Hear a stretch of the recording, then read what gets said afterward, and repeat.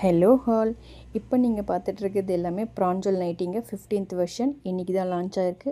இதில் available size பார்த்தீங்கன்னா XL and double XL மட்டும்தாங்க அவைலபிளாக இருக்குது.